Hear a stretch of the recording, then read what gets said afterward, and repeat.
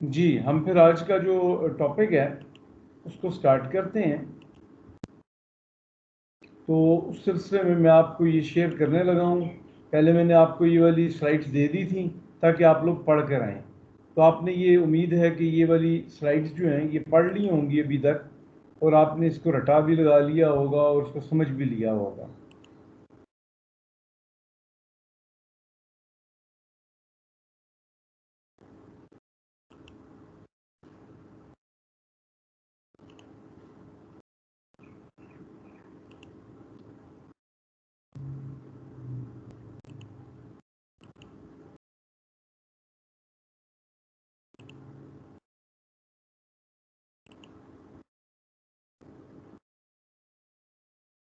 जी, आपके सामने ये स्लाइड आ गई है, मिसलेनियस मटेरियल्स, ठीक है।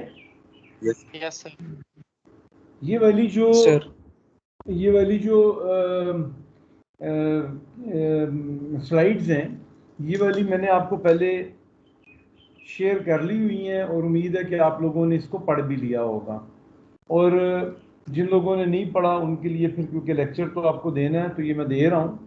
एक लेक्चर हमारा इंशाअल्लाह ताला एक 2-3 दिनों के अंदर फिर एक और लेक्चर होगा। आपका सीआर जो है वो उस लेक्चर को आपको बता देंगे और वो इंशाअल्लाह ताला हम करेंगे। आप लोगों को कोई आपके एग्ज़ाम्स वगैरह के बारे में पता चला? सर हम्म, नहीं पता चला सर अभी तक से।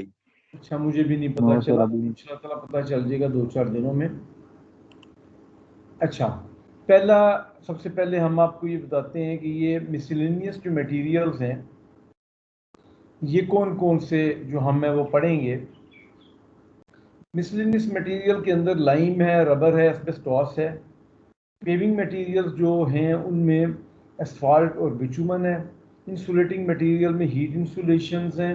एकॉस्टिक मटेरियल्स हैं जिनसे आवाज़ वगैरह कम होती है, क्योंकि जब आप किसी भी जगह पे काम कर रहे हैं उस जगह पे आवाज़ का एक ख़ास डेसिबल्स जो है उसकी एक लिमिट होती है, उससे ज़्यादा वहाँ आवाज़ नहीं होनी चाहिए। और वाटर प्रूफिंग मटीरियल्स हैं। सबसे पहले हम पढ़ते हैं लाइम को। लाइम जो है, हमने पहले भी आपको बताया था कि लाइम के बारे में मैंने आपको पहले स्लाइड्स जो थी वो शेयर कर दी थी और वो आपने पढ़ भी ली होंगी, लेकिन आज हम इसको मिसलेनियस मटेरियल के हवाले से पढ़ते हैं। लाइम बेसिकली क्या है? लाइम जो है वो कैल्शियम कार्बोनेट है, और ये जब इसको हीट करते हैं तो कैल्शियम ऑक्साइड और कार्बन डाइऑक्साइड जो है उसके अंदर ये ट्रांसफॉर्म हो जाता है।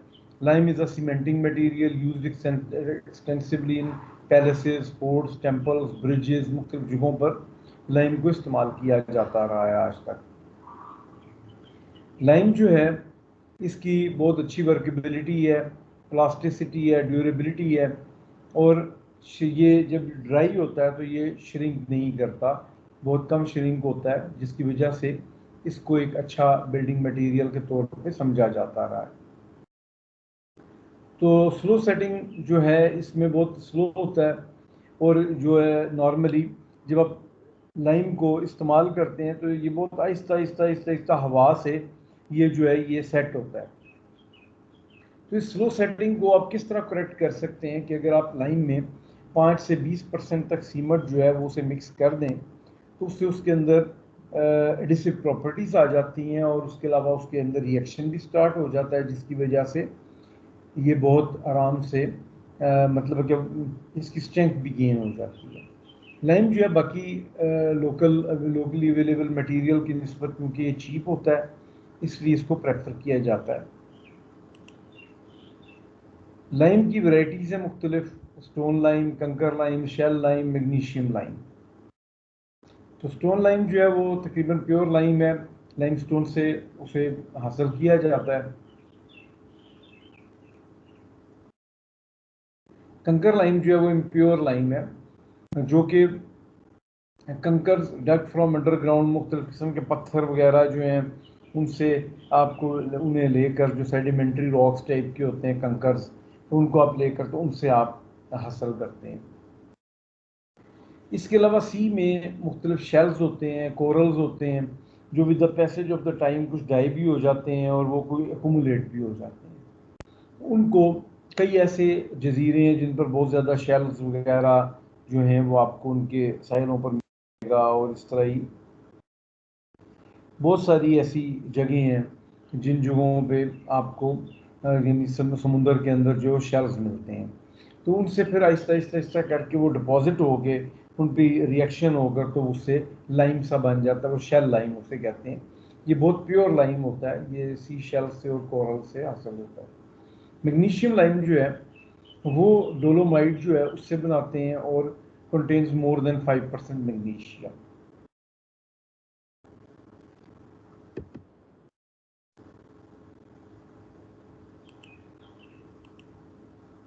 आगे हाइड्रेटेड लाइम है।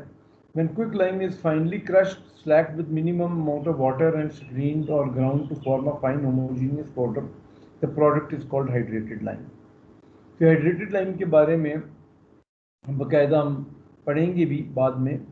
और लंप लाइम जो है, quick lime coming out of the kilns, जब आप गर्म जो होता है वो उसे गर्म करके तो उससे पत्थरों को गर्म करते हैं तो उससे लाइम बनता है, तो वो क्विक लाइम होता है। उसे फिर आप स्लेक करते हैं, उसमें पानी शानी डाल के, उस पर पानी डाल के उसे वर्केबल हालत में लाया जाता है। तो milk lime, thin pourable solution of slaked lime in water, उसे मिल्क लाइम कहते हैं। यानी जब आप उसे पानी में डाल देते हैं तो उससे हाइड्रेशन भी होती है, गर्म भी हो जाता है पानी, और उससे पाउडर सा जो बन जाता है उसका एक जो पेस्ट सी बन जाती है, उससे आप मिल्क लाइम कहते हैं। लाइम जो है लीन, पुअर, हाइड्रोलिक और रिच फैट लाइम है। हाइड्रोलिक के अंदर फीबली हाइड्रोलिक या मॉडरेटली हाइड्रोलिक और एमिनेंटली हाइड्रोलिक लाइम्स होते हैं।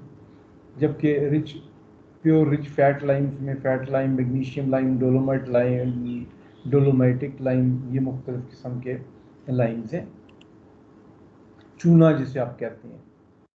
तो प्योर रिच और फैट लाइम, ये जो प्योर रिच और फैट लाइम, ये देखिए प्योर रिच फैट जो है इसके बारे में अब वो बता रहा है आपको।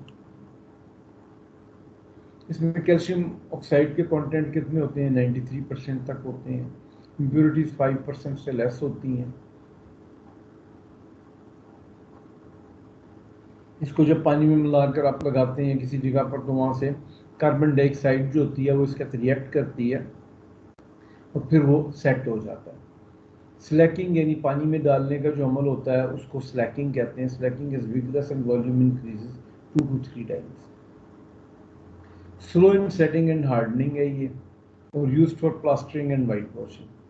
तो आपने देखा होगा कि चूना ला के तो उसे पानी में डाला जाता है, उसे 1 दिन के अंदर स्लैक किया जाता है, यानी वो उसमें से उसका जो रिएक्शन है और वो हीट है वो हो जाए, उसके बाद फिर आप उसे इस्तेमाल करते हैं।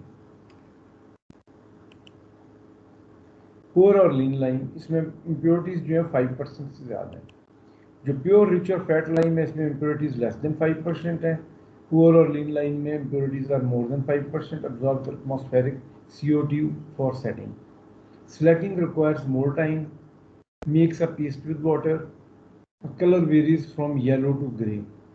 Used for plaster and lime mortar.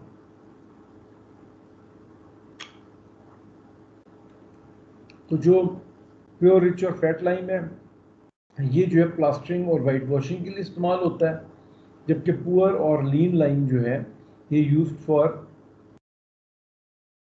भी used for plaster and lime mortar के लिए यूज होता है। और ये वाइट वॉशिंग के लिए भी यूज होता है। Fat lime, rich lime, pure lime, ये वाइट वॉशिंग। क्योंकि दूसरे के कलर जो है वो नॉर्मली येलो टू ग्रे है, इसलिए इसको अमूमन जो है वो आप वाइट वॉशिंग के लिए इस्तेमाल नहीं करते। आगे हाइड्रोलिक लाइम है। सेट्स अंडर वाटर ऑल्सो,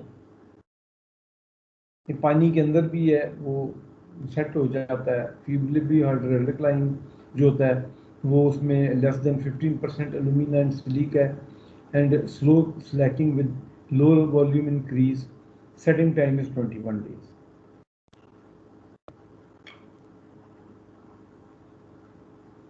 आगे मॉडरेटली हाइड्रोलिक लाइम, 15 से 20% एल्यूमिना और सिलिका होते हैं। स्लेक्स स्लगिशली after 1 to 2 hours.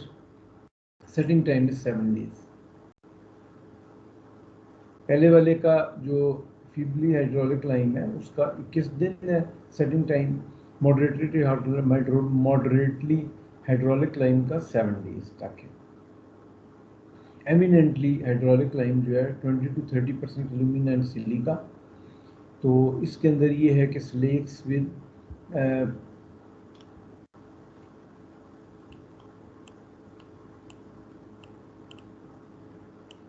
difficulty and setting time is 2 to 48 hours। ठीक है।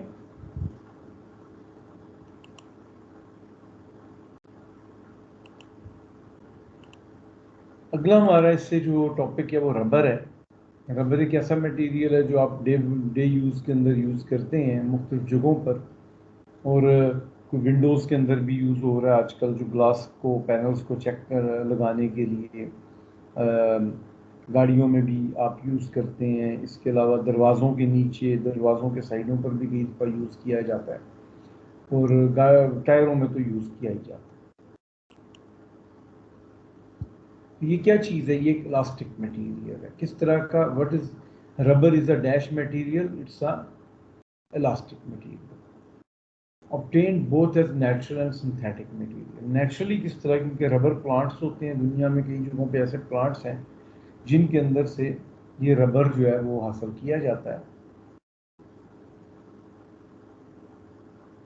तो नेचुरल रबर जो है, how do we find that? We find that because there are some rubber trees and present as an emulsion in the latex. White colour का इसके अंदर से cut लगाते हैं ना, जब आप कोई भी कट लगाएं आप, तो उसके अंदर से वो आहिस्ता आहिस्ता आहिस्ता वाइट से एक फ्लूइड निकलने लगता है।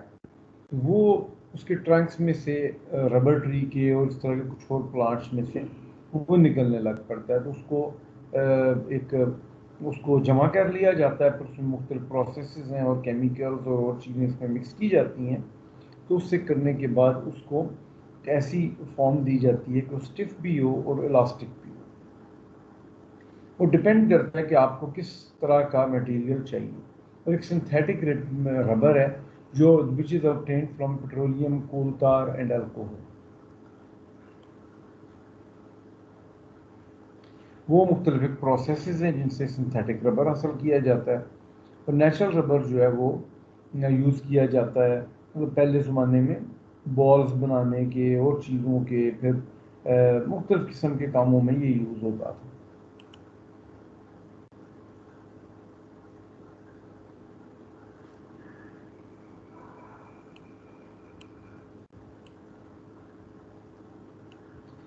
आगे आता है आपका रिक्लेम्ड रबर। रिक्लेम्ड रबर क्या चीज़ है? रिक्लेम्ड रबर वो है जो, जिस तरह आपने देखा होगा कि आपकी कोई टायर हैं, ट्यूब्स और इस तरह घर में प्लास्टिक के दस्ताने और रबर के दस्ताने और रबर की और चीज़ें जो हैं वो घर के अंदर वेस्ट हो जाती हैं कई दफ़ा। तो आप उन्हें क्या करते हैं? What do you do with those waste material? You go and you send to some person who is buying that. Garbage वगैरह और इस तरह की चीज़ें ख़रीदने वाले लोग मौजूद हैं जो रिसाइकिल करते हैं इन चीज़ों को, या रिसाइकिल प्लांट्स को भेज देते हैं। तो रबर वेस्ट और worn out rubber is treated and recycled for reuse. तो वो रिक्लेम्ड रबर जो है वो उस तरह बनता है, यानी वहाँ से पुराना रबर लेकर उसमें वो चीज़ें मिक्स करके फिर नया रबर बनाती है। Just to give you an example, देखिए reclaimed rubber mixed with raw rubber to cut cost. अब जो रिक्लेम्ड रबर है उसको आप रा रबर यानी नया रबर जो है उसको मिक्स कर दिया जाता है, और उसको जब ट्रीट करते हैं आप तो उससे आपको जो है वो बन जाता है। मिसाल के तौर पे अगर आपने एक बॉल बनाना है जिसके अंदर, जिस पे रबर इसका एक बॉल हो जो बाउंस करे किसी जगह पे, तो ये किया जा सकता है कि उसके अंदरूनी लेयर्स जो हैं वो रिक्लेम्ड को रॉ मटेरियल नए के साथ मिक्स करके तो उससे अंदर वाली कोर जो है वो उससे बना दी जाए, और बाहर वाला जो उसका हिस्सा है वो फ्रेश रबर का बना दिया जाए। इससे उसका एजिंग प्रोसेस भी नहीं होगा अंदर वाले पार्ट्स का, और वो काम भी कर लेगा, तो उससे कॉस्ट भी कम हो जाएगी। असल में जो रिक्लेम्ड रबर है, it has got low elasticity, low tensile strength and poor resistance to friction. तो ये एक इसका प्रॉब्लम होता है कि ये इसमें इलास्टिसिटी वगैरह कम होती है, क्योंकि ऐसी जगहों पर इस्तेमाल किया जाता है जिन जगहों पर आपके बहुत ज़्यादा वियर टियर ना हो। मिसाल के तौर पे अगर आपने रिक्लेम्ड रबर को दूसरे के साथ मिला कर एक बनाया है, तो किसी जगह पर आपने कोई हल्का सा जोर लगाना है, मिसाल के तौर पे कोई एक बेंच है जिसके नीचे आप इसको लगाना चाहते हैं और उस पर लोगों ने बैठना है, लेकिन उसका एक ख़ास हद तक वज़न उसके ऊपर डलेगा, तो उस जगह के ऊपर तो आप इसको कर सकते हैं। तो आप उधर लगा सकते हैं उसके नीचे। इसी तरह मैट्स वगैरह बनते हैं, कई जगहों पर मैट्स बनाए जाते हैं जो कि इस तरह रिक्लेम्ड के बनाकर उनके ऊपर फिर प्रॉपर किस्म का जो रबर है उसके ऊपर एक ओवरले डाल दिया जाता है। वो अंडरले के तौर पर इस तरह रिक्लेम्ड रबर वगैरह को करते हैं, क्योंकि अल्ट्रावायलेट रेडिएशंस वगैरह भी इन चीज़ों के ऊपर असरअंदाज होती हैं। Next is sponge rubber. तो जो वुल्कनाइजेशन एक प्रोसेस है कि जब आप उसको बना रहे होते हैं, तो रबर को बनाने के अमल के अंदर एक जो प्रोसेस है उसको कहते हैं वुल्कनाइजेशन।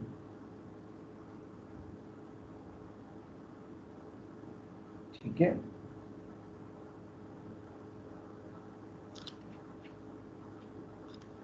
तो इसमें ये कि ऑब्टेन करते हैं सोडियम, तो जो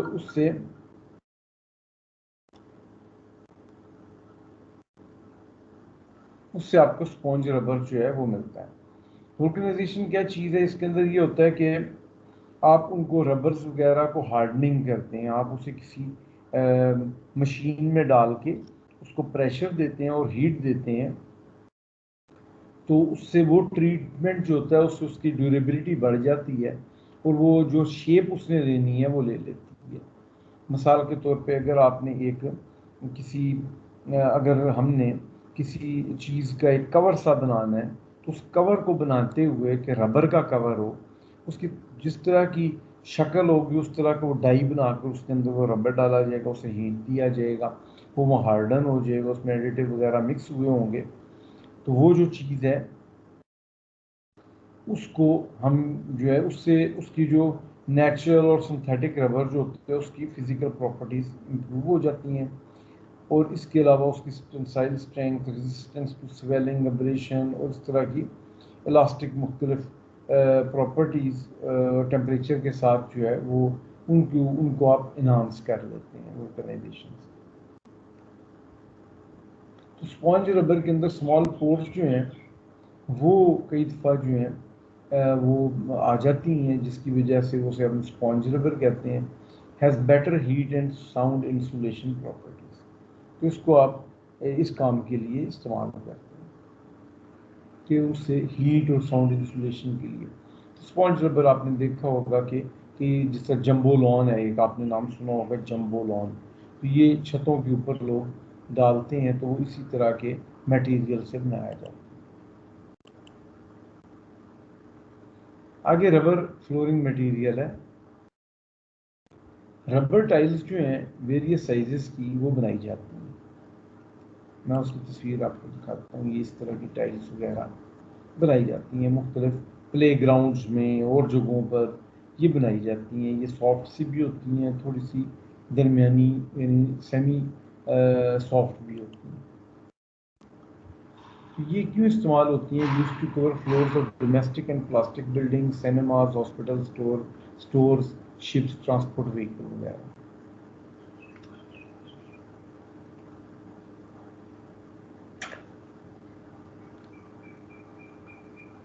अब इसमें हम क्या करते हैं कि इसके ऊपर हम प्लेन इस तरह भी रहने देते हैं, इसके ऊपर कोई इसके ऊपर पैटर्न्स वगैरह भी बना देते हैं, या इसके ऊपर गोल गोल से मतलब फ्लूटेड टाइप की यानी रिब्स टाइप के भी बना देते हैं। तो उससे वो जो उसका टॉप जो लेयर है, नीचे वाली प्लेन होती है, ऊपर वाली मुख्तलिफ किस्म की, उससे आपको चलने का एहसास जो है, उससे आप जब चलते हैं उसके ऊपर तो इजीली आप चल लेते हैं। तो इसके नीचे वाला जो पोर्शन होगा उसमें फैब्रिक, स्पॉन्ज या प्लेन रबर भी मिक्स लगा दिया जाता है, रबर फ्लोरिंग मटेरियल्स में, ताकि वो स्लिप ना हो।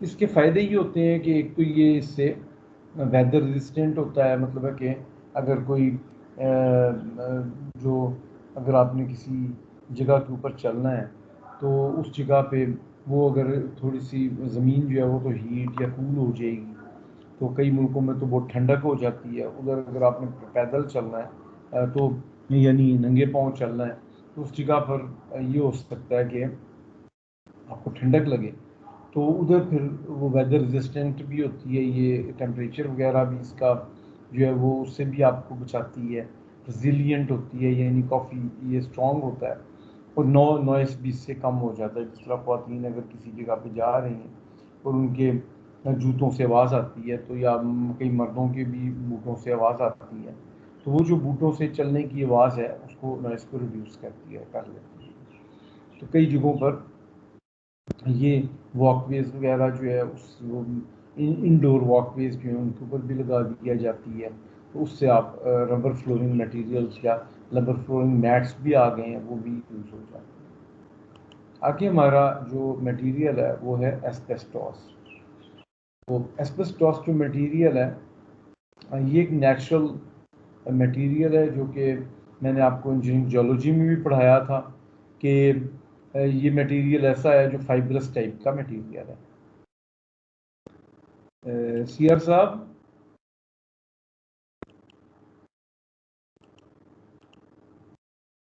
सीआर साहब मौजूद हैं?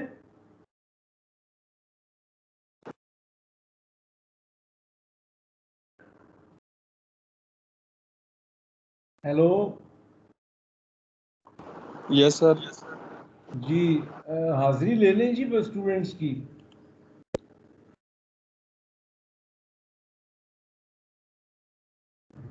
ठीक है, काइंडली हाजिरी ले लें स्टूडेंट्स की, ठीक है। Okay sir. Thank you. Okay sir.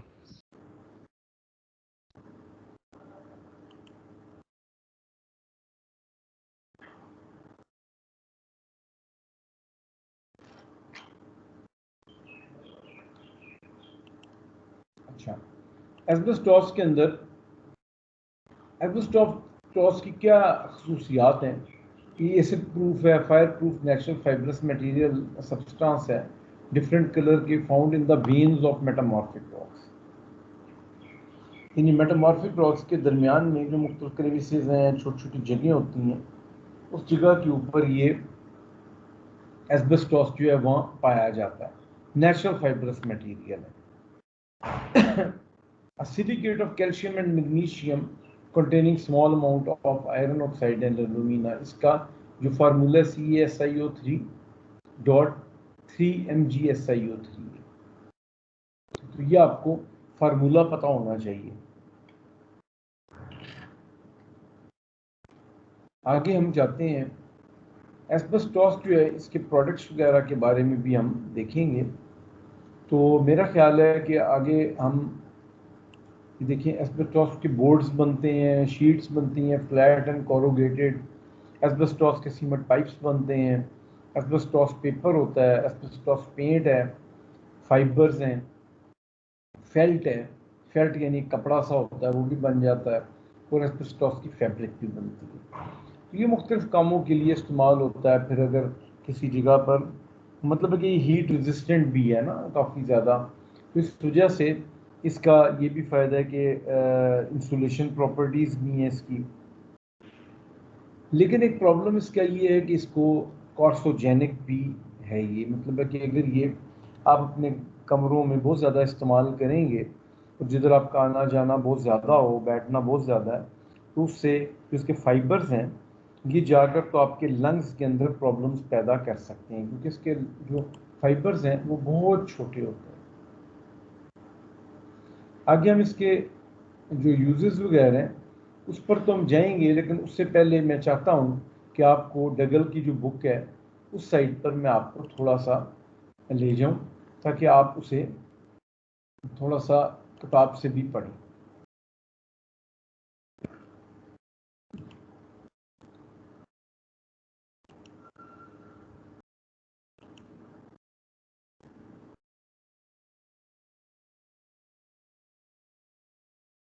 आपके सामने ये आ गया होगा।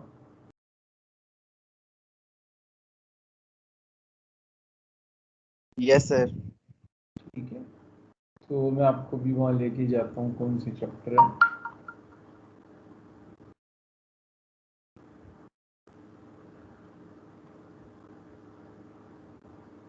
ये देखिए, ये आपका चैप्टर 21। इसमें मिसलेनियस मटेरियल्स हैं। हीट इंसुलेटिंग मटेरियल्स है, साउंड इंसुलेटिंग मटेरियल है, वाटर प्रूफिंग मटेरियल है, एडिसिव्स हैं, एस्बेस्टॉस है, लिनोलियम है, फाइबर, जियोसिंथेटिक, सैंड, लाइम, ब्रिक है, स्मार्ट मटेरियल्स और कंपोजिट मटेरियल। तो हम इसमें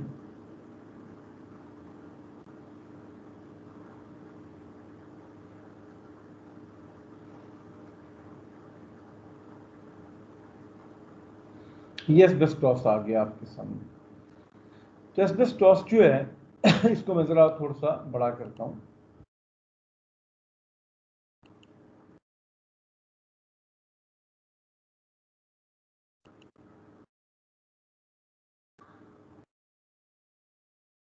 Asbestos occurs in nature mostly in forms of veins among rocks of specific composition.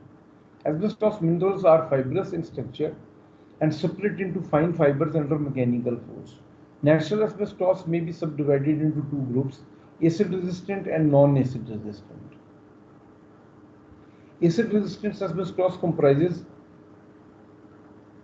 crocodylite asbestos, anthophyllite asbestos, amosite asbestos, actinolite asbestos, and tremolite asbestos.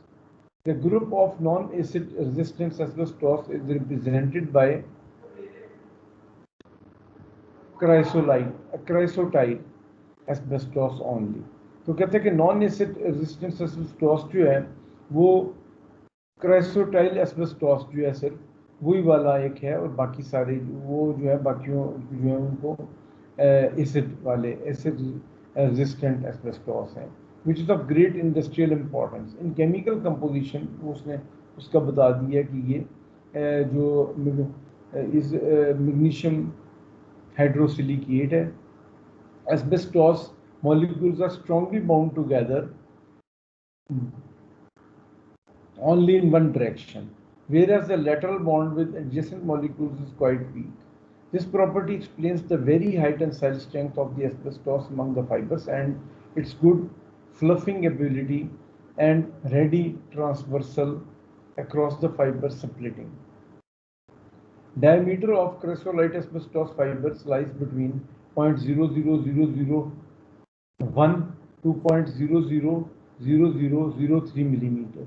But in practical, chrysotile asbestos can be fluffed to fibers of a mean diameter of 0.02 millimeter, and therefore such a fiber is actually a bunch of numerous elementary fibers. On the average, the tensile strength of asbestos fiber is 30,000 Newton per millimeter square. But since the fibers are subjected to compression, impact, and other type of action in the process of fluffing, their strength drops to 600 से 800 Newton पर millimetre square, which corresponds to the strength of high quality steel wire. यानी इसकी strength जो है tensile strength तो काफ़ी ज़्यादा होती है। और asbestos has a good absorption capacity. When mixed with Portland cement and wetted by water, it absorbs, that is, retains firmly on its surface the product of cement hydration, which binds the asbestos fibers, and therefore the asbestos cement can be considered a finely reinforced cement stone.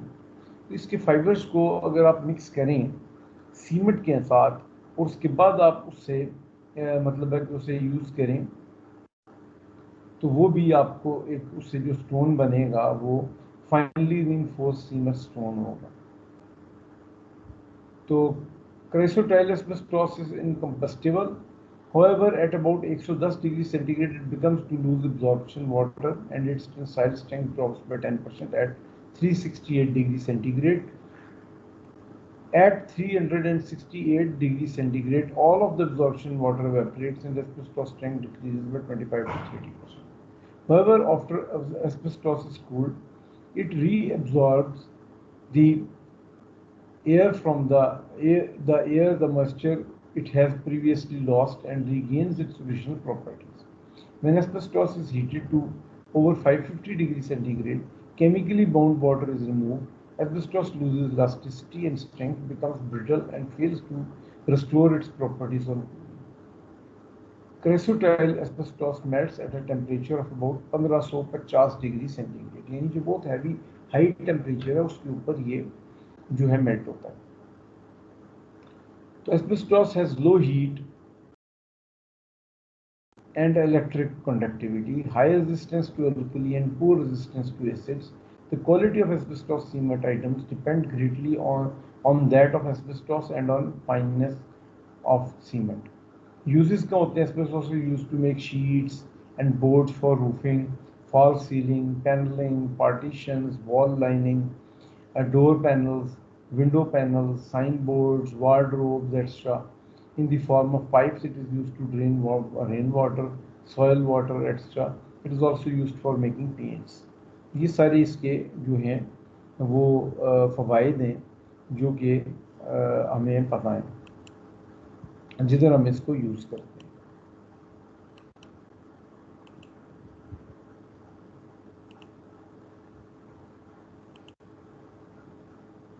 हम उनके uses पर आ जाते हैं. जिस तरह अभी हमने कहा, तो यूजेस आपने यहाँ से पढ़ने हैं. वो तो मैंने आपको किताब से इसलिए पढ़ाया कि आपको पता चले कि किताब में भी कुछ लिखा है, लेकिन ये हमारे नोट्स हैं, इनमें इनकी यूजेस ज़्यादा हैं.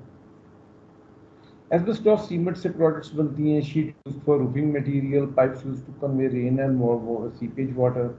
Asbestos coated in bitumen called asbestos felt used for damp proofing. यानी आप asbestos coated in bitumen, asbestos जो है उसको जब आप बिटुमन के साथ उसको एस्बेस्टॉस की शीट्स वगैरह को उसको आप कर देते हैं तो उससे एक कपड़े टाइप के लंबी लंबी शीट्स आप बना लेते हैं जिनको आप डैम्प प्रूफिंग यानी किसी जगह पे जहाँ बहुत ज़्यादा मॉइस्चर है और डैम्पनेस है उससे बचाने के लिए आप इस्तेमाल करते हैं. घरों के बाहर भी लगाई जा सकती है अगर वहाँ डैम्पनेस बहुत ज़्यादा है किसी इलाके में और आप समझते हैं कि आपकी कंक्रीट के अंदर और आपकी जो दीवारें हैं उनके अंदर सीपेज आ सकती है तो उधर भी बाहर लगाया जा सकता है. Used as insulating material for furnaces, steam and exhaust pipes. Temperatures का बहुत हाई है, मेल्टिंग पॉइंट बहुत हाई है, तो इसलिए इसको एक insulating material for furnaces, steam and exhaust pipes में लगाया जाता है. क्यों? इससे स्टीम और एग्जॉस्ट पाइप बनाए जाते हैं. इनफैक्ट वो इसलिए बनाए जाते हैं क्योंकि उसके अंदर से जब आप हीट वगैरह गुजारेंगे तो वो उसका हीट लॉस नहीं होगा क्योंकि इंसुलेटिंग मटेरियल है. इसी तरह अगर आप फर्नेसेस वगैरह में लगाएंगे जिसमें हम लोग कोई ऐसी चीज़ को मेल्ट करना है हाई टेम्परेचर पर 900 800 पे, तो उसके बाद आपने उसे निकाल लेना है, फिर थोड़ी देर के बाद फिर आपने नया बैच डालना है, तो हीट लॉस नहीं होगा और उसके अंदर जितना भी आप हीट प्रोड्यूस करेंगे वो उसके अंदर इंसुलेटिंग मटेरियल है इसलिए उसके अंदर कन्फाइंड रहेगा. पाउडर्ड फाइबर को पानी के अंदर आप डालते हैं और उसके बाद आप उसके अंदर सीमेंट वगैरह भी उसमें मिक्स कर लेते हैं. तो एस्बेस्टॉस जो used for stopping holes and cracks in hot pipes extra, उनमें आप जो इसको आप बना के पाउडर्ड फाइबर को पानी में और एक दो चीज़ मिलाकर उसके बाद जहाँ होल्स वगैरह होंगे हॉट पाइप्स में उनमें भी आप यूज़ कर लेते हैं. Asbestos paper sheet and fibres used for cable insulation and in switches, fuse boxes. तो इसको आप किसी जगह पे एस्बेस्टॉस पेपर वगैरह शीट्स को फाइबर्स को आप केबल इंसुलेशन और स्विचेस फ्यूज बॉक्सेस में भी आप यूज़ करते हैं. स्विचेस में भी इंसुलेटिंग मटेरियल है इसलिए बेसिकली इस तरह से करते हैं. तो फायरमैन क्लोथ्स वगैरह के अंदर भी यूज़ किया जा सकता है, पैकिंग पे शीट्स में भी, लेकिन उनका मतलब इस तरह से एस्बेस्टॉस के ग्लव्स होते हैं, एस्बेस्टॉस के बकायदा कपड़े भी बनाए जा सकते हैं, जरा हैवी होते हैं, लेकिन उससे ये है कि जो फायरमैन वगैरह काम कर रहे हैं तो उनको जो है उससे गर्मी वगैरह का, अगर वो एकदम गए हैं, नॉर्मल कपड़े जो हैं वो तो हीट की वजह से और वहाँ आग की वजह से उसे आग लग जाएगी, तो उससे जो कपड़ा एक बनाया जाता है उससे बाकायदा उन्हें वो पहनते हैं और वो मुख्तलिफ जगहों पर वो जा सकते हैं। और इसके अलावा मैन्युफैक्चर एस्बेस्टॉस पेंट के लिए भी यूज़ किया जा सकता है। ठीक है,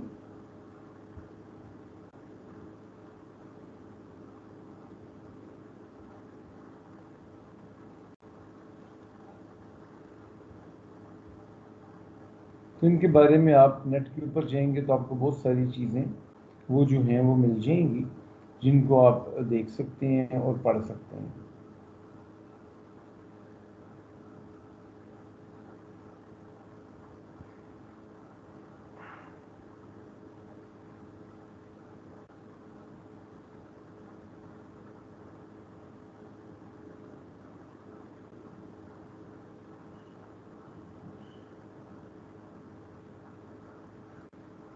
आपने नाम सुना होगा फाइबर ग्लास वगैरह का, तो फाइबर ग्लास वगैरह जो है उसके नीचे भी एस्बेस्टॉस पेपर जो है उसको लगाया जा सकता है, उसको वहाँ भी लगाया जा सकता है। अच्छा, आगे हमारे हीट इंसुलेटिंग मटेरियल्स हैं। हीट इंसुलेटिंग मटेरियल में जिस तरह आपको बताया कि वो कौन से इंसुलेटिंग मटेरियल्स वो क्या करते हैं। The materials which control transmission of heat and hold and offer resistance to reflection and transmission of sound and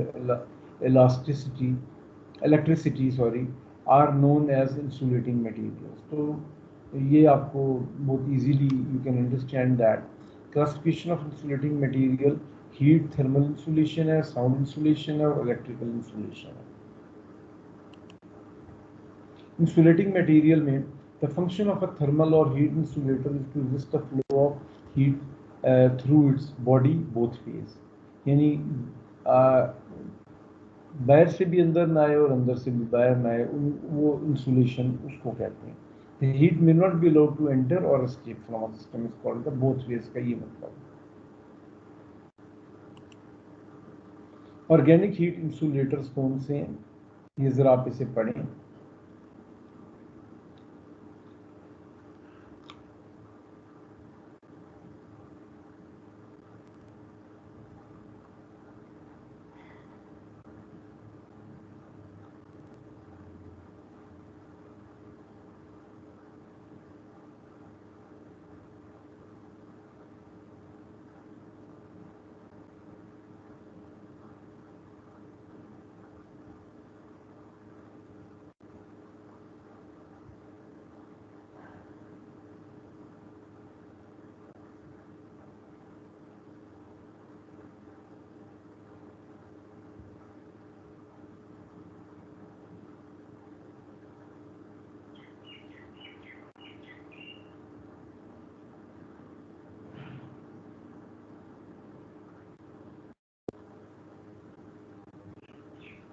तो ये आपको ऑर्गेनिक हीट इंसुलेटर्स का पता चल गया कि जो नेचुरली आपको कॉटन वूल है, ग्रास है, वूल एंड कैटल हेयर है, कॉर्क है, सिल्क है, वुड पल्प एंड साडस्ट है, शुगर केन फाइबर्स हैं, पेपर कार्डबोर्ड एक्स्ट्रा, तो ये ऑर्गेनिक हीट इंसुलेटर। इनऑर्गेनिक में कौन से हैं? इनऑर्गेनिक में एयर है, स्लैग वूल है।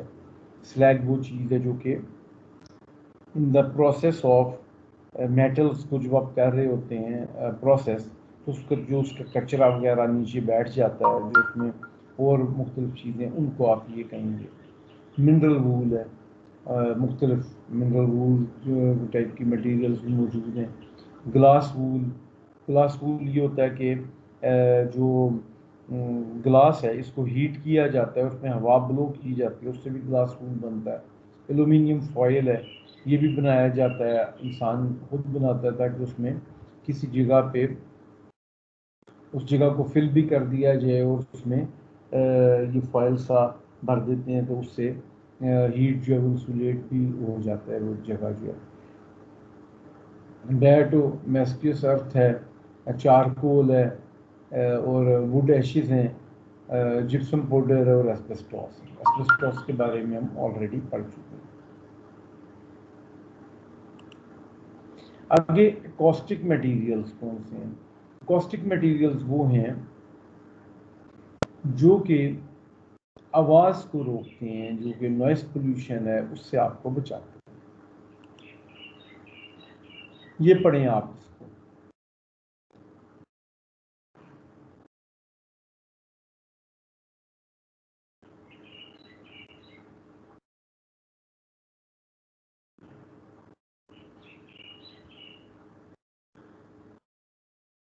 आगे हम इसे चलते हैं। ये देखें, ये एकॉस्टिक डैम्पिंग, यानी इस तरह के चैम्बर अगर कोई आप बनाते हैं तो उसके अंदर नॉइस जो है वो अब्जॉर्ब हो जाएगी, नॉइस अब्जॉर्प्शन हो जाएगी इसके अंदर, और ये बाकायदा इसमें आवाज़ जो उसकी डैम्पिंग होगी, उसे डैम्पिंग कहते हैं कि वो उसमें दब जाएगी। जो इसके दरमियान में जगह हैं उनमें आवाज़ जो है वो टकरा के रिफ्लेक्ट नहीं होगी। रिफ्लेक्ट नहीं होगी तो दरी दब जाएगी और उसका वो जो है उसकी वजह से उसकी गूंज या इको आपको महसूस नहीं होगा। इस बात को कहते हैं डैम्पिंग। इसी तरह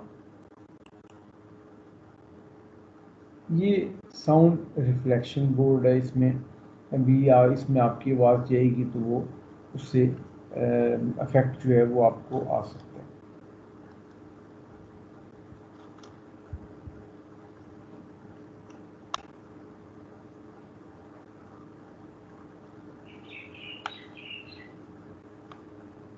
आगे हम चलते हैं, ये ज़रा पढ़ें आप।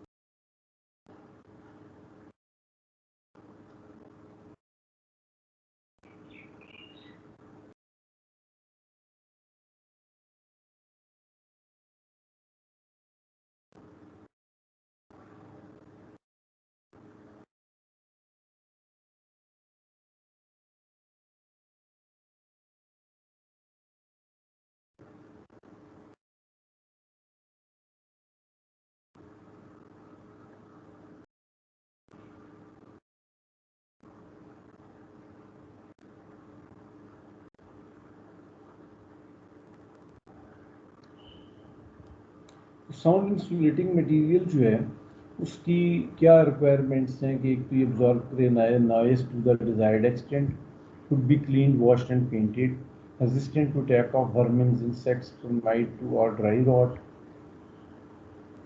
फायर रेजिस्टेंट हो, be able to withstand weathering effect है, lighter, so be able to handle and fix easily, economical initial cost and pleasant appearance in finished form.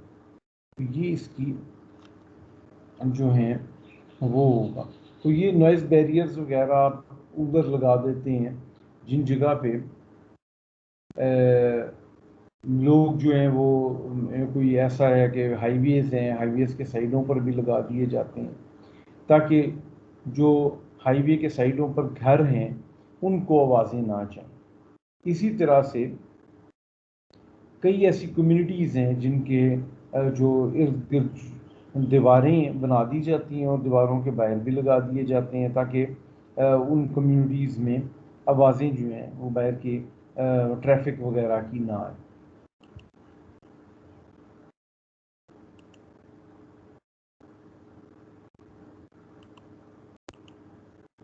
Common type of sound insulating material acoustic plaster है, acoustic pulp है, acoustic boards और tiles हैं, और quilts and mats हैं। इस तरह की चीज़ें जो हैं वो लगाई जाती हैं और कई जगहों पर इवन टेरेसेस से बना के उनके ऊपर जो वेजिटेशन भी उगा दी जाती है, उससे भी फ़र्क पड़ सकता है। तो इस तरह से उसको आवाज़ को की डैम्पिंग की जाती है। आगे इलेक्ट्रिकल इंसुलेटिंग मटेरियल्स हैं। आप जब भी कोई whenever you will be working on some project you will be using some kind of electrical things, electrical instruments, जिसके लिए आपको वो जो बड़ा कॉशियस होकर वहाँ काम करना पड़ेगा।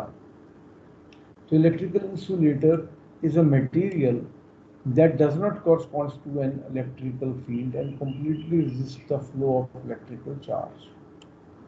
An insulating material, valence electrons are tightly bonded to their atoms. In insulating material, valence electrons, क्योंकि valence electrons जो होते हैं उनके साथ ही तो आपकी जो इलेक्ट्रिसिटी है वो जाती है। तो इंसुलेटिंग मटेरियल उनके अंदर वैलेंस इलेक्ट्रॉन्स जो हैं are tightly bonded to their atoms. Their function is to support or separate electrical conductors without allowing current through themselves.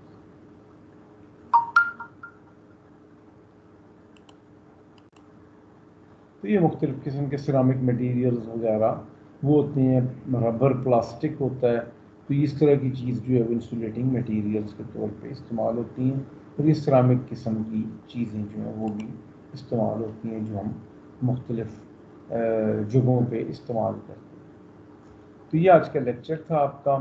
तो हम इसमें हमने मुख्तलिफ चीज़ें पढ़ी और उनसे हमें पता चला कि जो है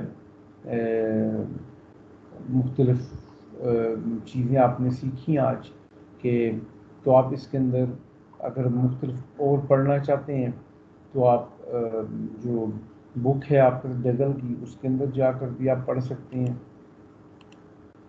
तो वो फिर मैं आपको पढ़ने के लिए एक एक्सरसाइज वगैरह भी दूंगा कि आप उसे पढ़ें।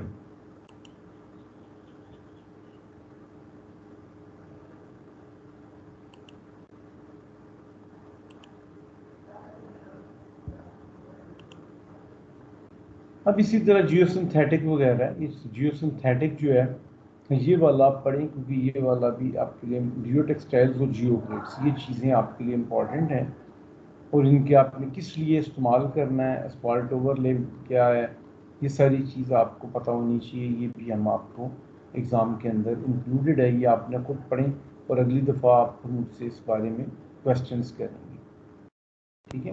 फिर एक और चीज़ है सैंड, लाइम, ब्रिक क्या है। अगर आप ये पढ़ना चाहें आपको इससे भी पता चलेगा कि सैंड और लाइम की किस तरह से आप ब्रिक्स बनाते हैं और उनकी क्ले एंड लाइम ब्रिक्स की उनका कंपैरिजन किस तरह से होगा। तो ये मुख्तलिफ दो मटेरियल्स हैं, ये भी आप पढ़ लें, आपको इससे नॉलेज मिलेगा। बुक आपको ऑलरेडी मैं दे चुका हूँ, तो आप इसको काइंडली पढ़ के आइएगा।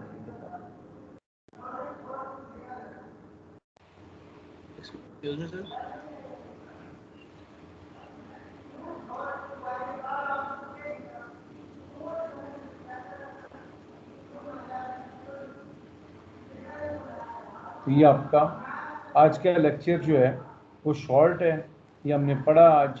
तो आप काइंडली इसको अच्छी तरह से समझें और से पढ़ें। तो फिर इंशाल्लाह ताला हम जो है वो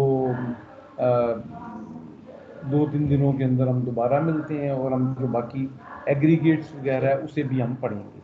ठीक है जी, समझ आ गई आपको? Yes sir.